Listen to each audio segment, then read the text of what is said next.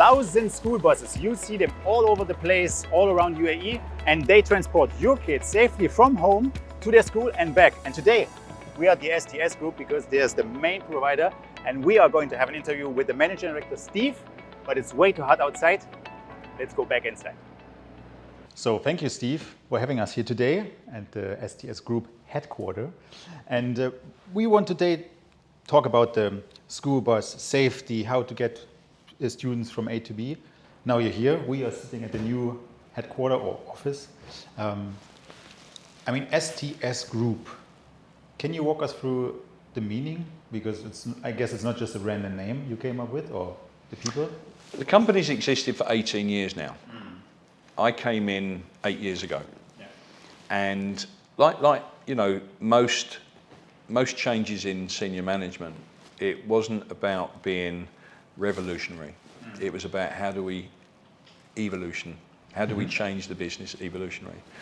And I remember writing to parents, I think within my first couple of months, where there'd been a mistake made at one of the schools. Some of the students were significantly late getting home.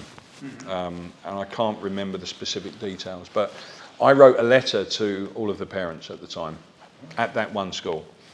And within that letter, I outlined the importance of us being a safe operator. That is important to us. I outlined the importance of time management, and about us being able to be better, smarter at what we do. And this is honest. And I then sat there and thought, right, so school transport services, there has to be a better way of explaining what we are as STS. And it came down to safe, timely, smart, which works really well for us. Rather than just being represented as a school transport company, I wanted it to be a brand that was recognised through the values, but that were easy to resonate to all of our staff. As well. We have over 8,000 support staff. And it's a big job, not just for myself but the team as well. For them to understand the importance of values. So rather than big complicated missions and values of, we aim to be the biggest company in the world or the best valued company in the world. Of course we do, but let's be practical here. We have great growth ambitions within the GCC and otherwise. And I wanted our staff to be able to understand what safe, timely and smart means. And it isn't just about driving safe, it's thinking, how do we do things safer? It isn't just about the bus being on time, it's how do we deliver on our promises across a broad spectrum of activities in our business. And then smart, it isn't just about the driver and the bus guardian looking smart, it's about us thinking smart, investing smart, procuring smart, and the evolution of our business so that we can be ahead of technology at times, which is, changes every day. Yeah, it's forever changing. So they're three simple words that I think resonate with everyone in our business without being complicated. And, the saying is, keep it simple. Yes, yeah. I just thought about when you explained them, they're not separate. I think they also integrate into one another. Because if you think smart, you can be more on time or timely. You increase that, and also has an impact on being safe, right? Correct. Yeah. So they're kind of all interconnected, and everybody knows what's happening. Everybody's on the same road, so to say. Yeah. I normally use the analogy of there's a suite in the UK. And when you go to the seaside, you buy this long suite. I remember it as a child. I don't know if they still have them now because, sugar, tooth decay, etc. But they would be a long candy rock that would be rolled up, and they're very hard, and they're wrapped in cellophane, and they sell them at the seaside, at the beach. And they used to be called rock. And if you had a word in it, the word would go all the way through the rock. No matter where you break that rock, you would see the wording running through. It's the same with our values. Every single one of our employees every single one understands those values, and every single one of them, if you were to look deep into them, those 3 words run right the way through everything that they think, they feel, and how they act in the business. That's a really nice image. It's a really good one. And I was just thinking as well about the yellow buses. This is what people see outside driving on the road. Sometimes you have the STS logo on the back and like, okay, now I know where they come from. But this is just, as you sometimes said, off camera, it's the tip of the iceberg. Because it's all about the people and the staff who are operating that. Can you walk us through a bus and what is behind that? That parents understand what's actually happening. That it's not just a bus picking up my child and brings it to the school. So there are regulatory requirement basics that you have to have. And the reason you mentioned tip of the iceberg, we use this as an analogy to say, when you see our bus on the road, or one of our 4,000 school buses on the road, it is the tip of the iceberg. You're only really seeing the end result of all of the effort from our people, the investment that we make, the continuous improvement. It's probably 5% of what we do every day. You don't see the 95% that goes into that product being able to operate on the roads in Dubai and the UAE. So we look at the areas around safe, timely, smart, and what can we do to enhance that? We want to take as much manual work away from what we do.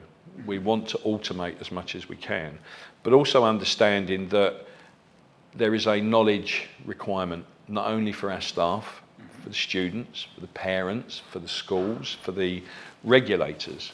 So if you take one of our buses, it meets the regulatory requirements, but then there are layers on that where we just say, we want to do more. One, because we want them to be differentiators for us, and 2, because we want to have more safeguards in place. So in the event, and we would say as low as reasonably practicable, in the event that a situation would occur, that we have all the information, all the data to be able to react to a situation or manage the outcome afterwards, to provide that level of assurance. So that would include not only technology, but policy as well. I haven't referred to the 5 Ps. Now, there are many business Ps out there, marketing Ps, 5 Ps. And for us, there are 4 that are the most important. The last one is the requirement for us to be able to invest, continually invest. You can have a great product, but you need the best people. Yeah. You can have great people and a bad product, and great people will enhance that product. Similarly, you can have a great product and not great people, and it doesn't matter what you do, the product will not succeed. So investment in our people, making sure that we ask the difficult questions around our colleagues, through our Great Place to Work surveys and pulse surveys that we do.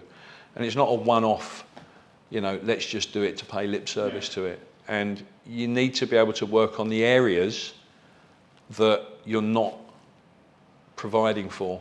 And it doesn't mean it's a tick list and you're going to provide for all of them. We have to be realistic here. And sometimes it can be very subjective. So people, then your product. How do you further develop your product to get your people to, and our people includes our customers as well, for them to understand what it is we're trying to do.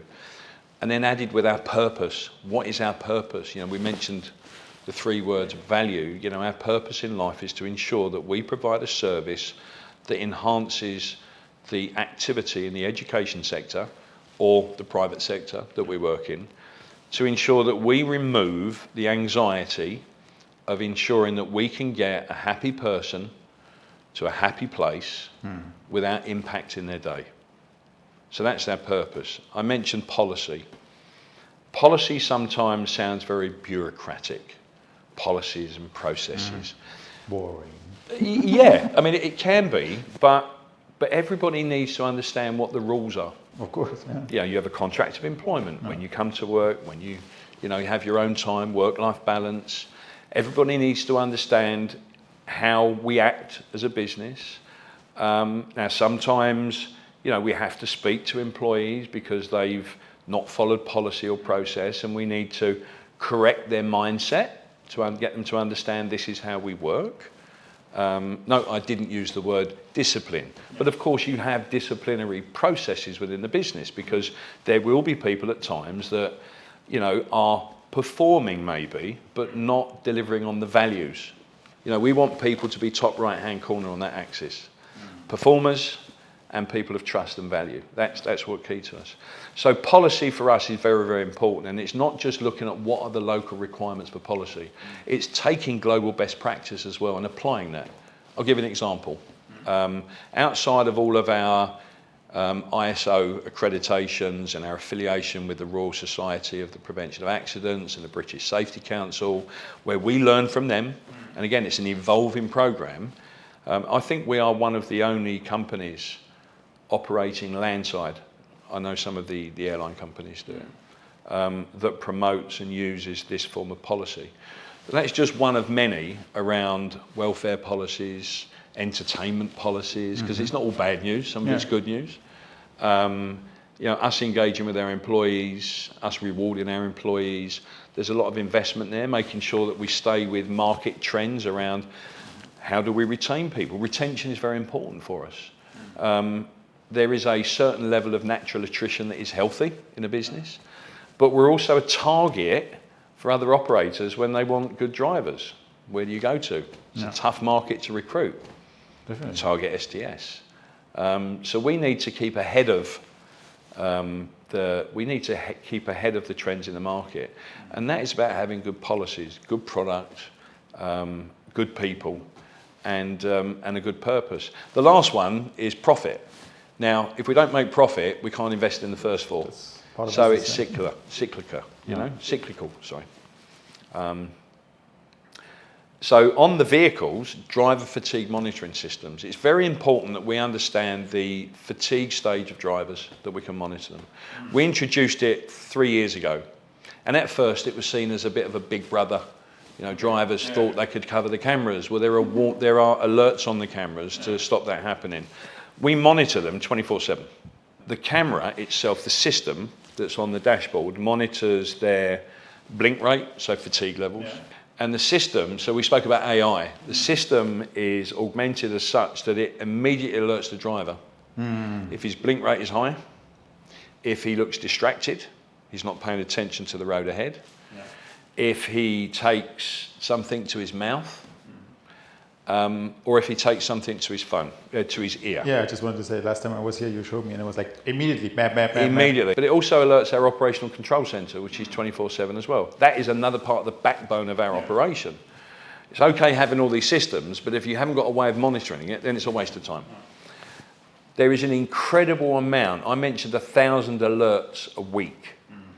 I would say about 90% of them are false alerts. I'll give an example. Traffic light systems here. You pull up at the traffic lights, you may be sat there for 4 minutes. Driver, puts his hand to his ear, shuts his eyes for a couple of minutes, alert, alert. We have to investigate them. Now, it's very easy for us to investigate. And similarly, when we get a phone call from a parent saying, I've just seen your driver using a mobile phone. Well, we have GPS tracking on all of our vehicles. We have monitoring of the driver's activity in the vehicle. So we know the speed, the braking, the turning, the acceleration, the activity of the driver at any time if we need to check.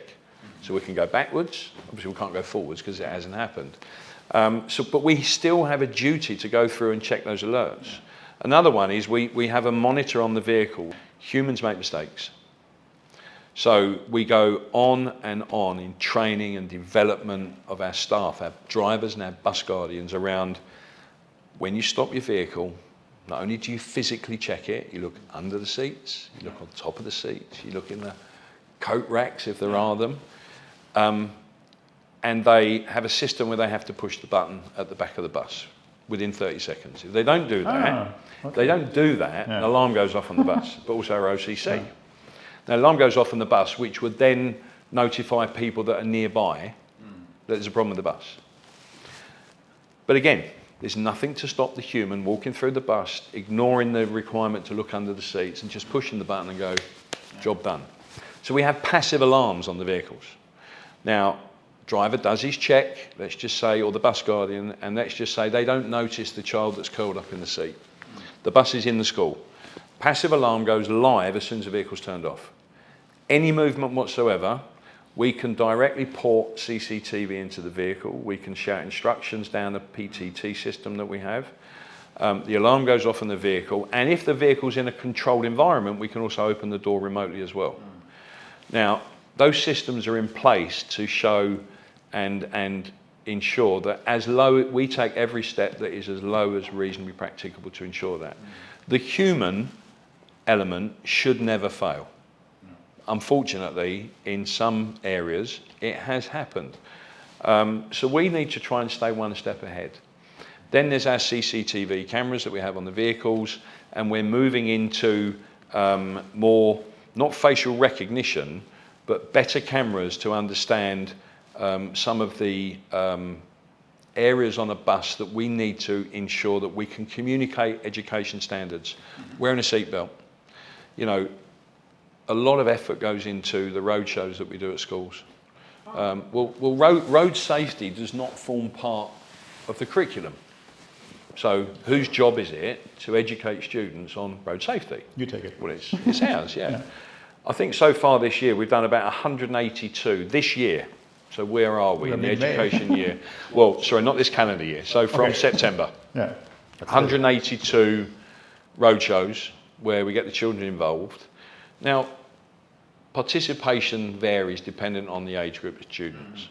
But our responsibility at the curbside when we're meeting a student from the house, bus guardian getting off the bus, limited physical interaction of getting them onto the bus with our female bus guardians, making sure that they're sat down, that they've got their seatbelt on, that they've belted up. Well, we reinforce that messaging in schools as well, because it isn't just about doing it on the bus, it's doing it in their car. In general, yeah. You know, and when I first came here, I was actually quite shocked at seatbelt use. Yeah. And I was always told, oh, it's a cultural thing. It's got nothing to do with culture. It's educational.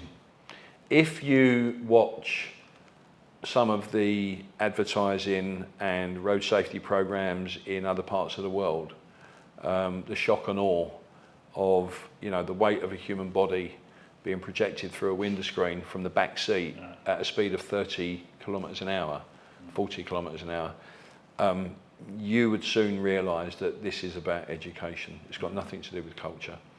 Freedom and happiness of a child jumping around in a seat, on the back seat of a car, jumping on the, you know, the centre armrest or sat in the front seat, that is not protecting the child.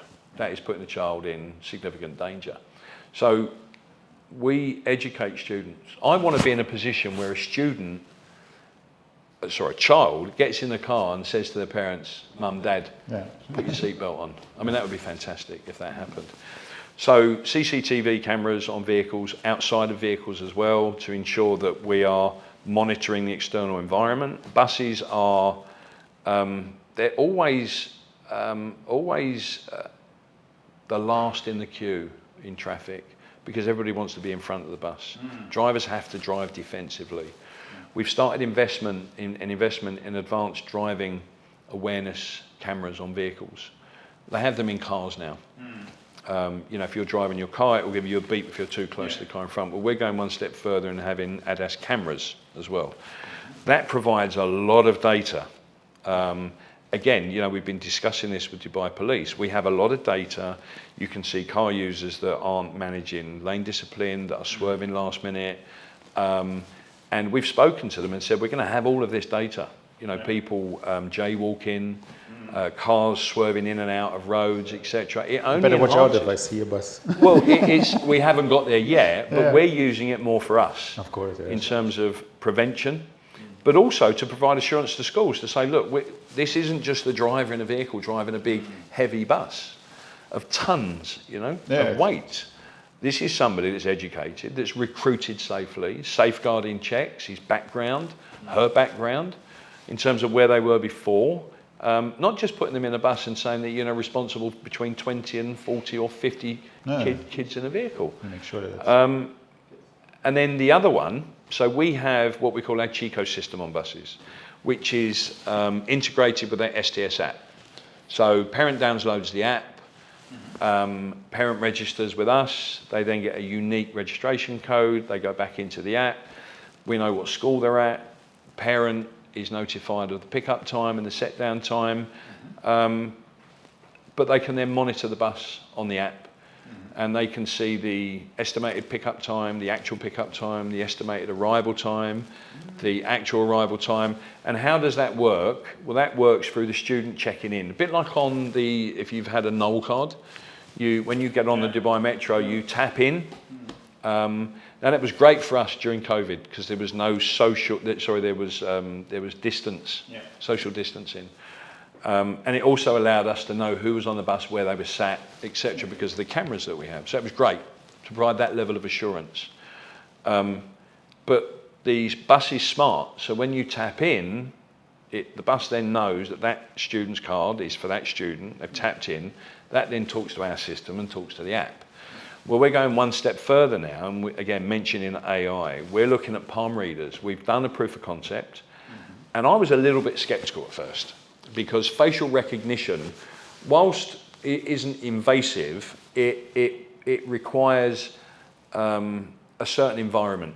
You've got a bus in different aspects, different sun impact, and the facial recognition systems were quite big and bulky, and it wasn't as productive as we would like it to be.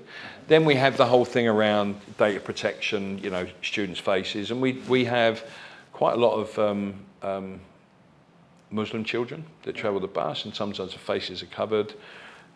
So how do we best provide that level of service without then having RFID cards? The palm. Yeah. And teenager might forget the card. Oh, I left it upstairs. You can't forget your hand. Yeah, that's the point. You always have. So, and I didn't know, but obviously I knew that fingerprints were unique, but I didn't realise that palm prints were unique to each person as well. So we got the system in, and I thought it was going to be quite a lengthy, laborious. You've got to hold your hand over it and wait. It's like in the James Bond movies. Once you've registered your palm in the system, so we would do that at the point of registration with the parent at the school or whatever. It literally picks up less than a centimetre. So you literally just walk on the bus and do that. Your hand over the system, swipe, and it works. Okay. And we tried to fool the system by doing it too quick. We tried to do it by having smudges on the glass. It works. I think it 95% to begin with in terms of accuracy. We're just working with the last 5%. But for us, it's the next step, rolling this out. It's a big investment. And you can't just fit and forget. Like every system we have on the vehicle, whether it's our facial monitoring system, our CCTV systems, our GPS system, our smart bus tracking systems, our route optimization systems, our speed limiter systems. Now we have the palm reader systems, the ADAS cameras. You can't just fit this and then go, it'll work. Yeah. There is daily defects, daily maintenance. So we have a team of people that are out on the road. I refer to them sometimes as the fourth emergency service. You've got the police, you've got the ambulance, and you've got the fire brigade or the civil defence. Then we've got the STS roadside assistance. And they're really decorated vans that you can see on the road. And we use them to attend to sometimes roadside breakdowns. And I'll give you an example. Bus breaks down on the side of the road. The inconvenience is that, and it could be something that is outside your, that you weren't able to resolve. Now, obviously, we have a system in place of swapping buses, but sometimes it's something that is a quick fix. You turn up, it's a fan belt. Well, our roadside assistant vans carry all the belts, batteries, spare tyres. Not that we change tyres on the side of the road, but we can do it in remote areas. It could be a fuse for the lights. These guys will turn up, swap it, and then the vehicle can continue. So time management is very important to us. So you need the systems in place to ensure that you can support your time management goals. So how do we stay safe, you know? How do we ensure our timely services? And it's about being smart. So that comes back to that investment part again. And that's just what's on the bus. You've then got all of the intelligent systems that we have that are in the back-end system. I mentioned our operational control centre, which I believe you're going to see, and you're going to see our bus in real time. You know, the operational control centre is not just a couple of guys sat behind, you know, a few laptops, just waiting for something to happen. They're very proactive. So we monitor the weather. Now we can't change the weather, and we can't move schools, and we can't move houses. But we've got better at this over the years. Now, if you go back to April, I think last year, when we had these significant floods, we sent warnings out to our customers on the Thursday saying that there's something coming. We've always done it on adverse weather, more often rain, because fog for us is we don't drive in the fog. And that's an inconvenience to parents, but you know, if the bus is driving in fog, particularly with the road conditions that we have here, it's just easier to avoid it. In fact, in Abu Dhabi, the buses are not permitted to operate in the fog. Okay. So it's just the way that it is, as low as reasonably practicable, or ALARP. But when it comes to the rain, the last thing we need are students stranded on vehicles. So advanced warning of weather, we have our chat groups and other systems that we have in the business for messaging, whether it's a road traffic accident, whether it's a weather issue, whether it's a safeguarding issue, whether it's just a third party issue, where we can communicate effectively and react as best as we can. But of course it's all the work that you do to prevent that happening, your people, your product, your policies, etc. in the beginning. So our operational control centre, these guys can monitor the weather, they can monitor traffic patterns. But again, it's difficult to move outside of those heavy traffic patterns because the road network, as you'll know here, you have your main arterial highways and that's it. So sometimes when there is a block on Hesse Street or Sakim or other main arterial roads, there's no other way to get to those residential areas that could be in Dubai South, that could be in Dubai Land, or Maidan, or other areas. So sometimes we look at those hotspots and then see if we can reroute. But rerouting adds times to journeys, it creates inconvenience. Parents really want to know that when they're signing up with us, that we are an extension of the values of the school. We're not just an operator. And we do look at each school as a single customer to emulate, or where possible, improve on the services that we provide. Ultimately, we're the weak link in the chain. The school is a fixed environment. So you think from a health and safety perspective, slips, trips and falls in the school, canteen, playground, there's nobody really working at height, students at height. They're probably the main concerns. It's a fixed environment.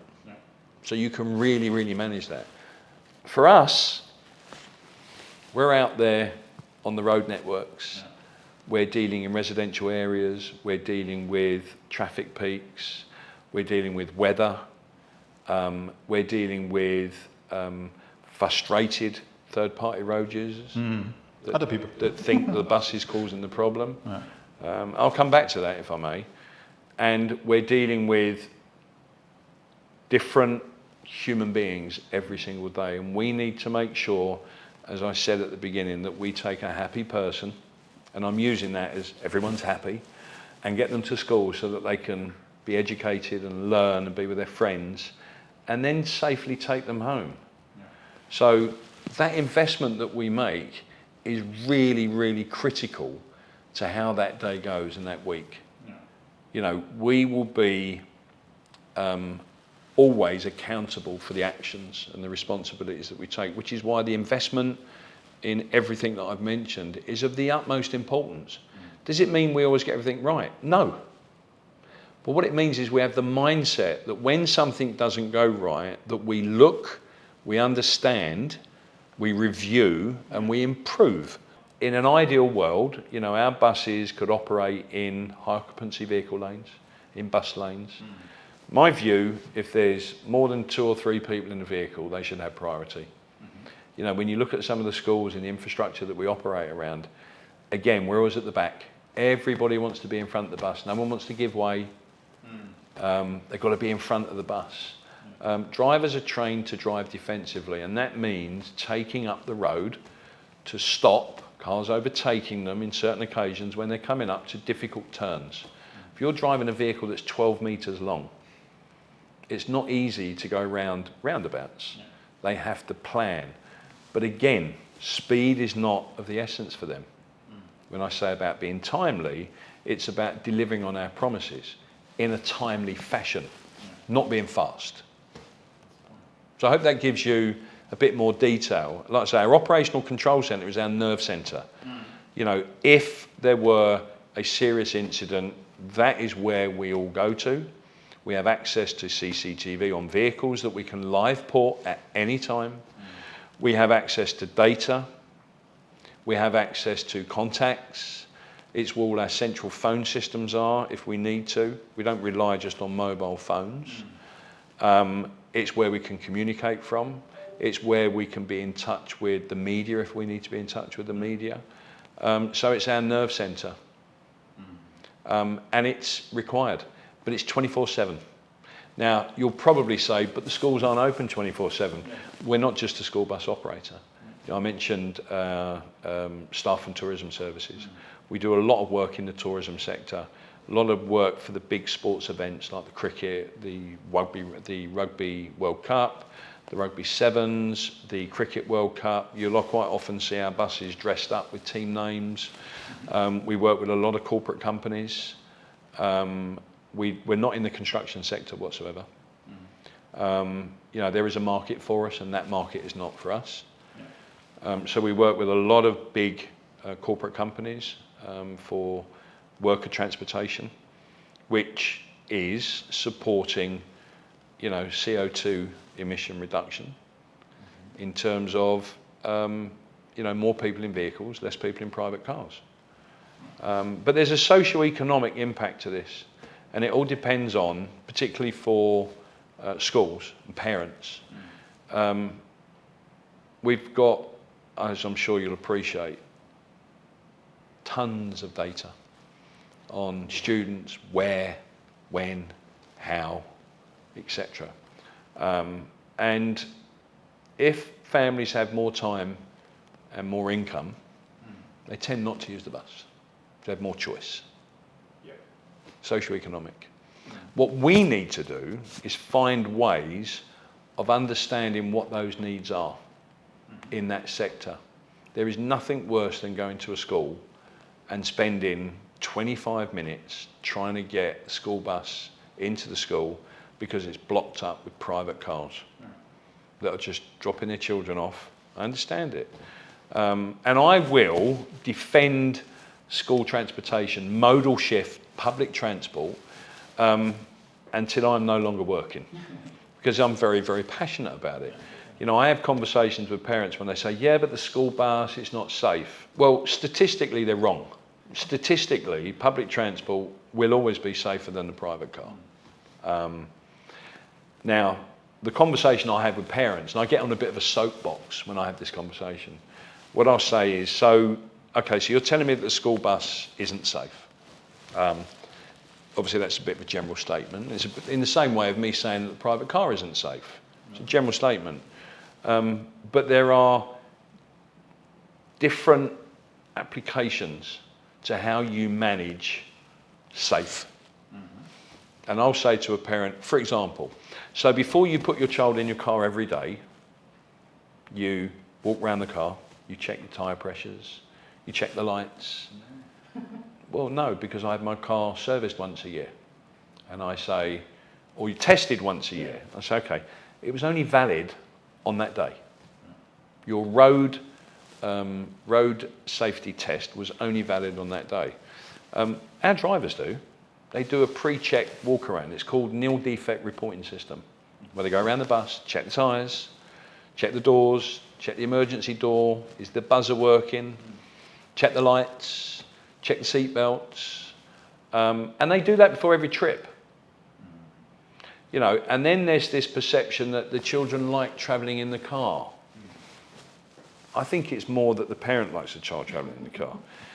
We have a number of children that have never used the car, never used the bus. And we say to the parent, we have a programme where we do stop, listen and try.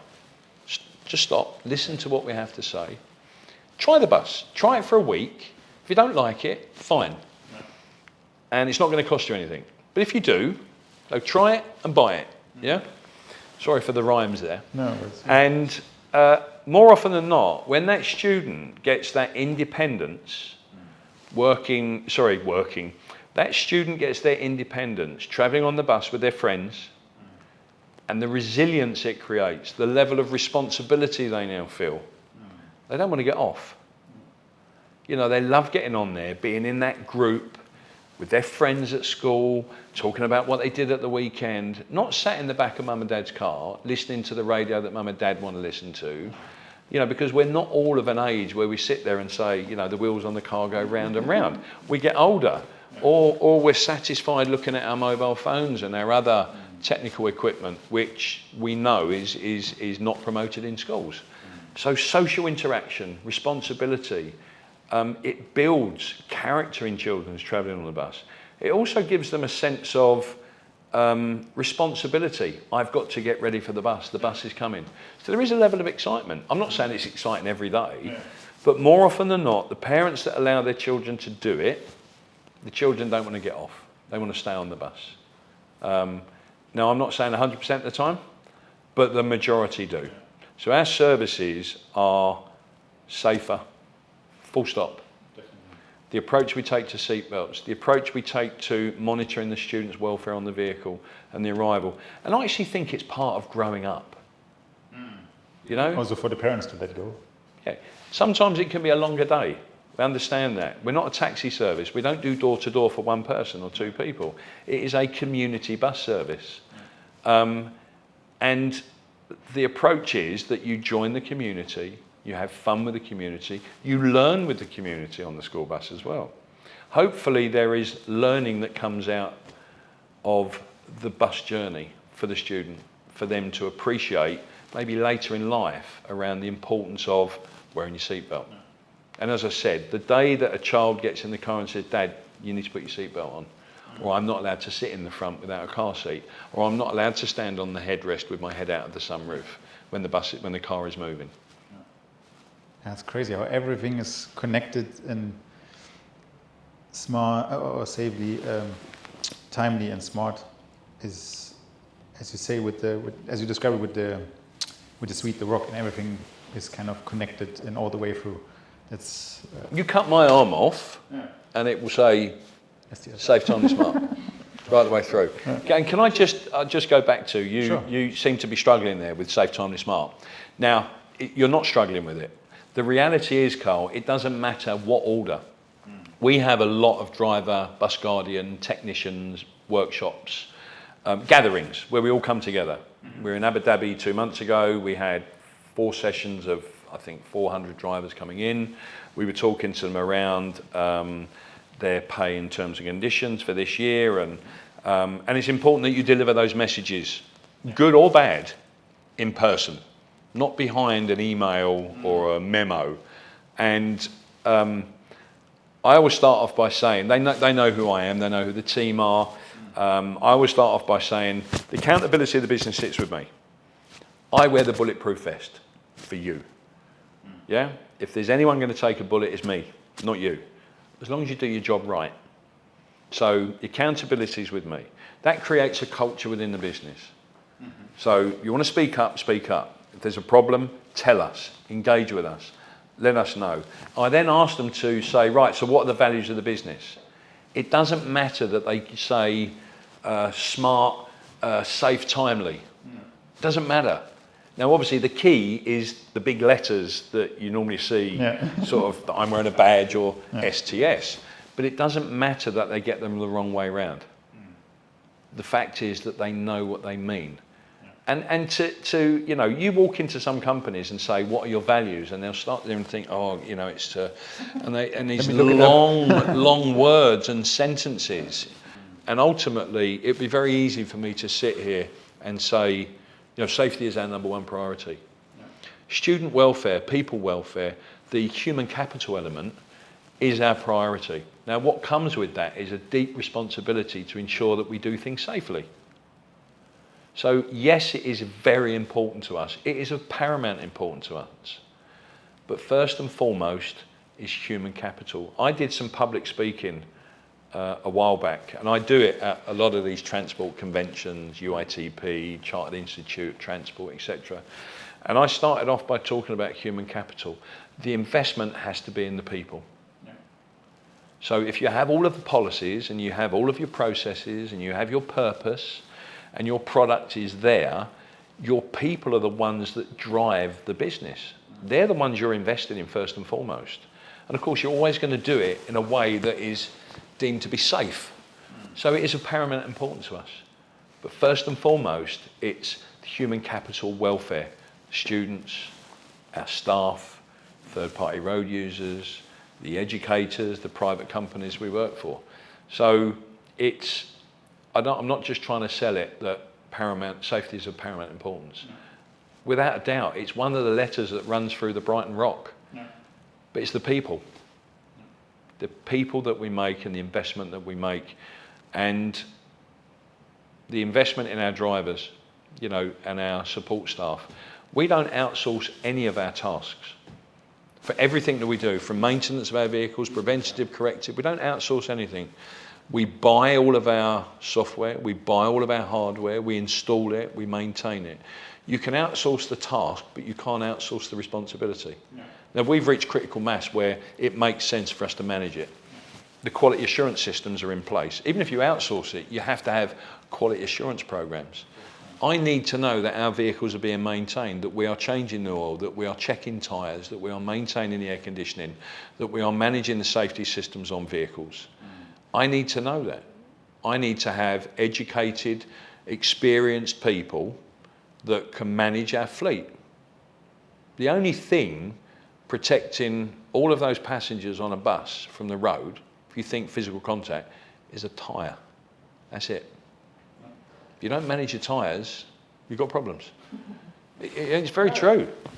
Yeah, of course there's brakes and chassis and axles and steering and electrical, but first and foremost, if the tyres are no good, it doesn't matter how safe the vehicle is.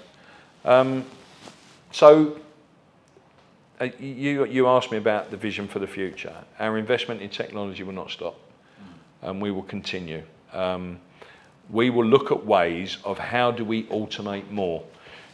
You mentioned about driverless vehicles.